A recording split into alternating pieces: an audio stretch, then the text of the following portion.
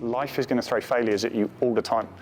Okay, whether it's in a relationship, a job, mortgage rates at the moment, all of these sorts of things. There's going to be plenty of opportunities to experience failure.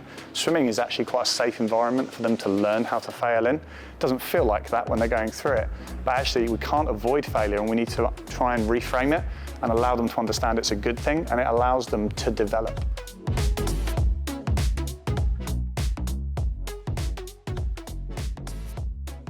I'm going to whip through a few things that I think you're going to find useful, or I hope you're going to find useful. I'm going to talk about 3 areas in which I think you guys, as masters and university swimmers, can make gains. Okay, and they don't mean just by doing more work. It's actually around being smart with the resources that we've got.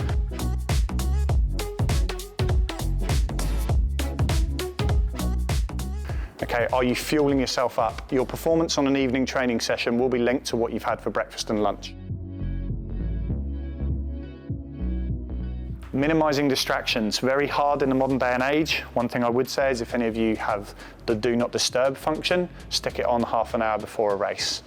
Okay, because the inadvertent WhatsApp with the good news or bad news can really throw off the event that you've been prepping for 3 months, and that'll still be bad news in an hour's time when you've finished. Everyone has their things. Yes, there's probably some science behind it, but there's definitely that it's a routine that makes me feel better to race. And like I said earlier, when I'm talking about the mind stuff, what gets you in the best place behind the block? And that's personal to each of you.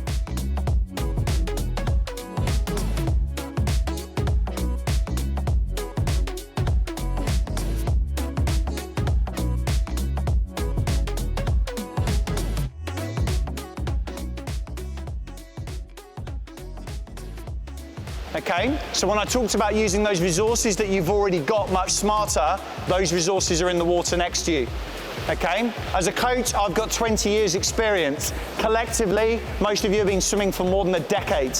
Okay, that puts 300 years of experience in the pool, so we've got to use it.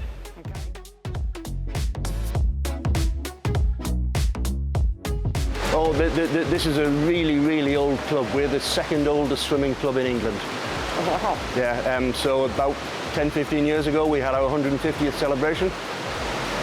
I think they started off swimming in the river, and then there was a swimming baths were built. Then there was another swimming baths opened in the 1930s, and then this facility opened in 2008.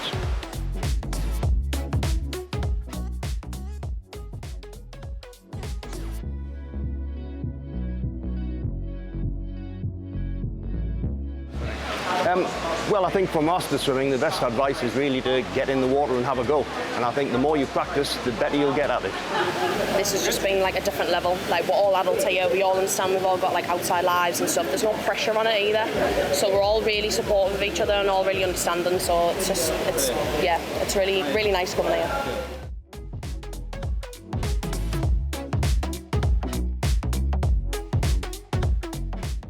Like having Kev, who's worked with Adam and various things, what's that like for you as a uni student? Yeah, it's a super cool opportunity. Obviously our coach is kind of like student run, so we don't really get the opportunity to work with like top level coaches, but now that he's come in, it's a good opportunity for us.